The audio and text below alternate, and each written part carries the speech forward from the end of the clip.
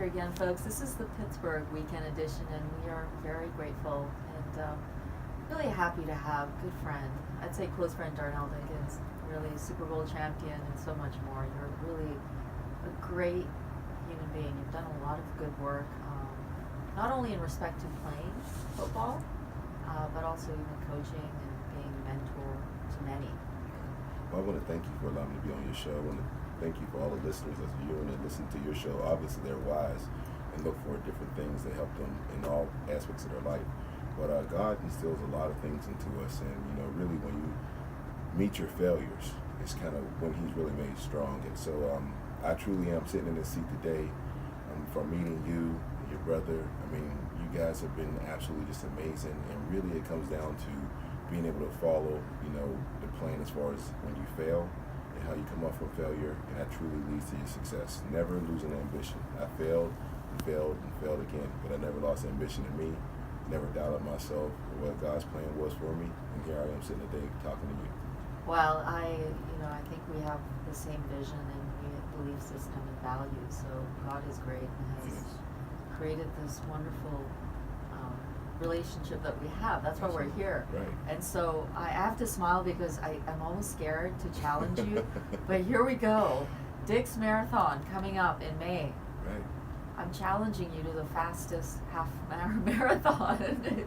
I have never turned down the challenge, so it's. Are you ready? Oh my gosh, I'm ready. But it goes against everything that I am, because I consider myself more like either a lion or a silverback who moves in short spurts. So everything distance goes totally against who I am as an individual. 6'5", 285 pounds.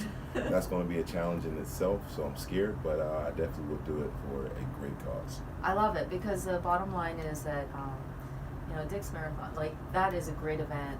Dick's Sporting Goods, a great company, and many years ago, I started my radio career with Glenn Miko, and so Dick's, they were a sponsor. So we've done a lot of great things throughout the years, and this is a challenge. And I know it's crazy, but it'll be fun, and it's a great event, and I don't think that I'm going to win in any way. But that's okay. That's okay. I mean, you're the competitor right now, so really, it's almost like a biblical David and Goliath right now. You know what I'm saying? Superstar guy, player, athlete, and Sarah, who's an amazing woman herself, small, polite, and just going to go out there and probably kick my butt. We're going to have some laughs over it, but it's a good cause, and we, I have to say that we're all about good causes and nonprofits and supporting great causes.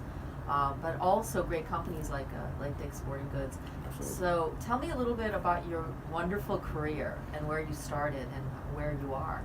Well, before I even get into that, I want to say Dick's ultimately is a great place, and I have a great, very close friend, as you know, with Dick's, and I think that he, in hearing this, was probably going to be elated in moving forward with that. So I'll make sure that he understands and knows as well. All your listeners will be looking forward to our challenge and watching you probably kick the tortoise in the hair and you kick my butt. I don't know about that, but we'll have a lot of fun. So you started really in, not in the best situation as a person who went through many obstacles to get to your NFL career, right? Absolutely. When you look back over a career, you see a guy standing on the podium, you see a guy holding up his shirt, wearing a hat, shaking hands with the commissioner, and then going on to his, illustrious career. Well, that's always been a vision of mine, but really, it started, back in the Hill District, in Pittsburgh. I'm growing up in Elmore Square, and really trying to decide what I wanted to do with the rest of my life. I remember walking down the streets in Baltimore. My mother had stints of living in Pittsburgh, Boston, Baltimore, and obviously, retaining back in Pittsburgh. And I just remember seeing people sitting around and saying, "Mom, why are they sitting there?" And my father wasn't very present in my life, and I could sit around and say the Wolseley story, but she instilled enough value in me to allow me to be able to understand smart decisions. And with hard work and work ethic meant her and my grandma Barbara, who from the day I was born, allowed me to see the value within myself. So as I come through, a trying time, not very wealthy, didn't really have much. You can either make excuses or go down the road less traveled and get to where you want to be at. I just remember seeing people sitting around and just trying to figure out why there's so many people not really trying to progress in life. Why are they not doing anything, and what's the difference? And I truly started to understand that it's really your education. So as I come up, I start realizing that I do have a little bit of a gift. I always wanted to be a wrestler, which is crazy. Really? I probably could speak so well because I used to